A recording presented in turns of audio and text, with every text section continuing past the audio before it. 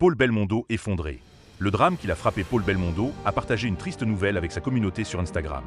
Il pleure la mort d'un ami. 2024 est une année compliquée pour Paul Belmondo. Le fils du Jean-Paul Belmondo est en deuil.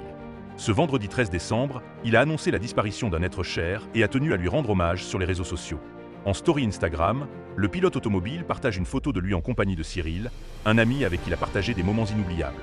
En légende, il écrit « Au revoir Cyril.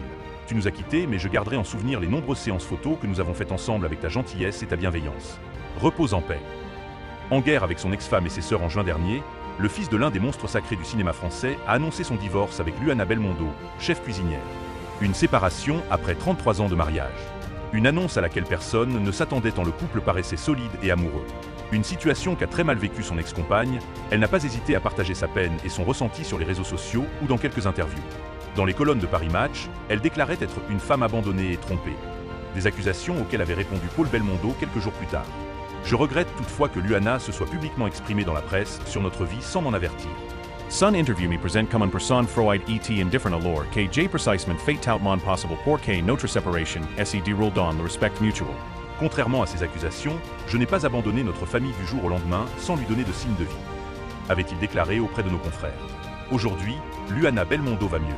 En novembre, elle disait être prête à rencontrer l'amour et y croire encore. En parallèle de tout cela, Paul Belmondo a également été au cœur d'un conflit concernant l'héritage de son père.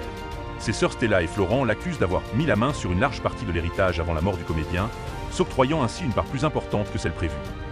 Paul Belmondo, son nouveau projet en 2025, il va parcourir la France aux côtés de Sandrine Quétier et Valérie Mérès pour le spectacle Complètement Space. Une pièce de théâtre qui raconte l'histoire de Jacqueline et Michel qui gagnent, en 2082, un séjour dans l'espace au sein d'une équipe de scientifiques. Ce n'est pas la première fois qu'il monte sur les planches. En 2009, il a joué aux côtés de Delphine Depardieu au Théâtre des Nouveautés à Paris dans la pièce Un oreiller ou trois. Ainsi qu'en 2012, à la Comédie Bastille, dans Plus vrai que nature, toujours aux côtés de Delphine Depardieu.